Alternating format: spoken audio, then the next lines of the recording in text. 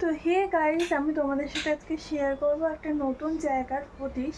সেটা হচ্ছে চলো গিয়ে দেখা যাক কোথায় যাই। সো আমি এখানে বেরিয়ে পড়েছি একটা জায়গা এক্সপ্লোর করতে। চলো দেখি।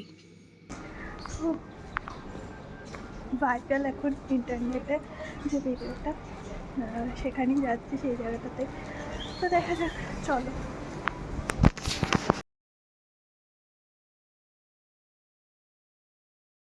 দেখতেই পাচ্ছ আমরা চলে এসেছি একটা নতুন জায়গা এক্সপ্লোর করতে। এখানটা অনেকটা পাটুলির মতো করে দিয়েছে। এখানে নতুন একটা ফুড জয়েন্ট খুলে গেছে, লাইন দিয়ে পরপর দোকান খুলে গেছে। এখানে বসে হচ্ছে বিকেল 6টা থেকে রাত্রি 10টা অবধি। তো তোমরা গিয়ে দেখতেই পারো, এক্সপ্লোর করতে পারো। নতুন জায়গা, খুব সুন্দর করে সাজানো, তোমরা দেখতেই পাচ্ছ।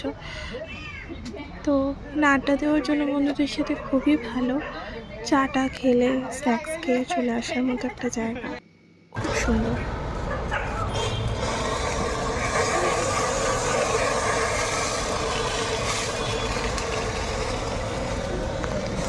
তো এটা খুলে গেছে হচ্ছে নেতাজি নগরে। এখানে দেখছো লাইন দিয়ে পুরো ফুডকার্টগুলো বসে গেছে পরপর। স্পেশালি এই দোকান থেকে তোমরা খেতে পারো আফগানি মোমোটা, খুব সুন্দর খেতে, আমি খেয়েছি। আর এটা স্পেসিফিক্যালি কোন জায়গাটায় আমি তোমাদের দেখিয়ে দিচ্ছি। এখানে বসে আড্ডা ফাড্ডা দেওয়া যায়।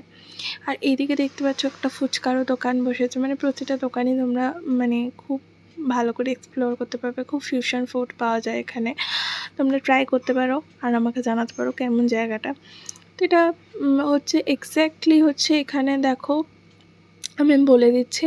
এক্স্যাক্টলি হচ্ছে ফিউচার ফাউন্ডেশন স্কুল আছে। এই যে ফিউচার ফাউন্ডেশন স্কুলটা দেখাচ্ছি, এটার ঠিক অপোজিট দিকেই এই জায়গাটা।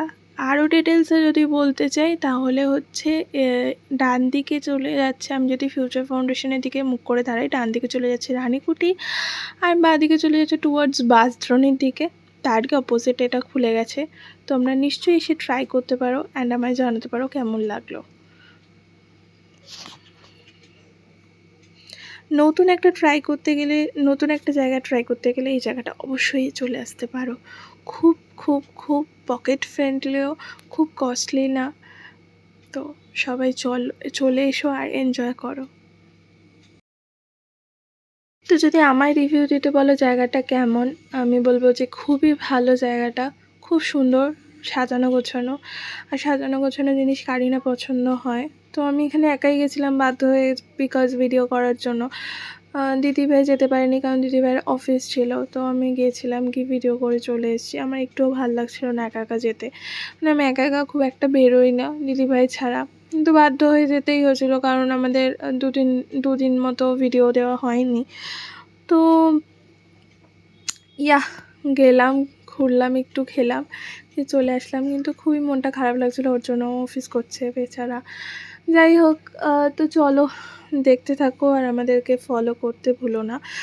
আমাদেরকে সাবস্ক্রাইব করে দিও, আমাদের পাশে থেকো, সাথে থেকো। কমেন্ট করতে ভুলো না, কমেন্ট করো, শেয়ার করে দিও। টাটা।